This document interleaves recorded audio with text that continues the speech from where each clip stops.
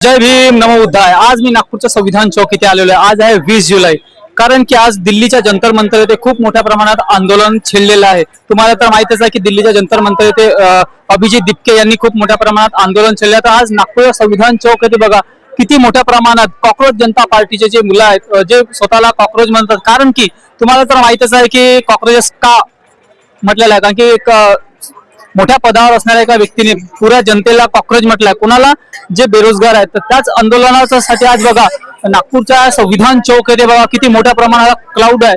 अंदर आता थोड्याच वेळात आपण थोड्या करत इथून बऱ्याच लोकांच्या प्रतिक्रिया जाणून घेऊ। तर तुम्ही कुठेही नका जाऊ, माझ्या सोबत राहा आणि जास्तीत जास्त होईल आम्हाला शेअर करा, व्हिडिओला शेअर करा, लाईक करा आणि फॉलो करा।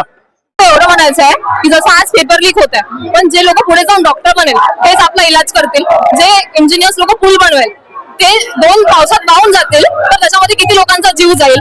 हेच टीचर्स लोक पुढे जाऊन तुम्हाला शिकवतील ज्यांना स्वतःला काही येत नाही, आणि ऍट दी एंड हा लूप असाच चालत राहील। तर आपण केव्हा जाऊन सुधारणार आहे, केव्हा जाऊन सरकार अकाउंटेबिलिटी घेईल।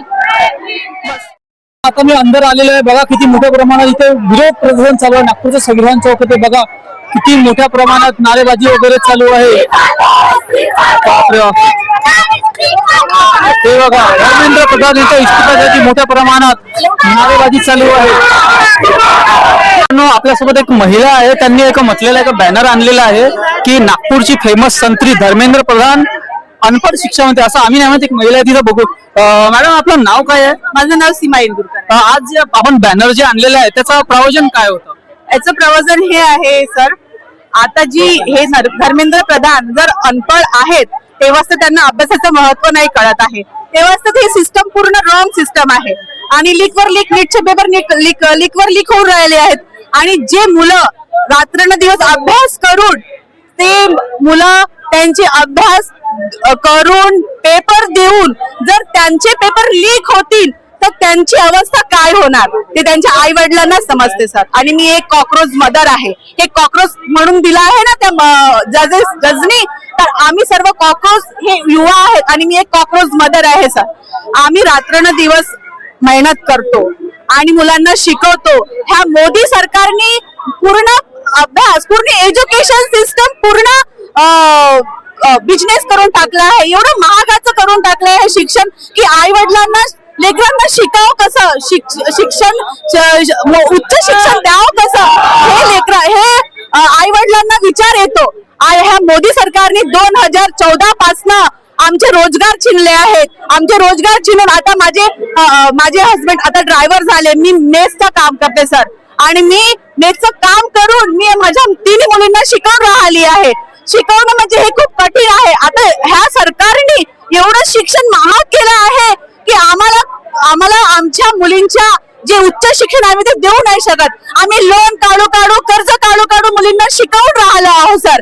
आणि जर हा धर्मेंद्र प्रधान आणि मोदी सरकार ही अनपढ सरकार आहे, 4थी पास सरकार आहे, त्या 4थी पास सरकारला काय समजणार मुलींच्या शिक्षणाचं महत्व, की मुलं रात्रंदिवस अभ्यास करतात, त्यांचे आई वडील त्यांना लाखोनी पैसा लावतात आणि ते लीक होऊन ते आई वडिलांचे लेकरं आत्महत्या करून आपला जीव देतात।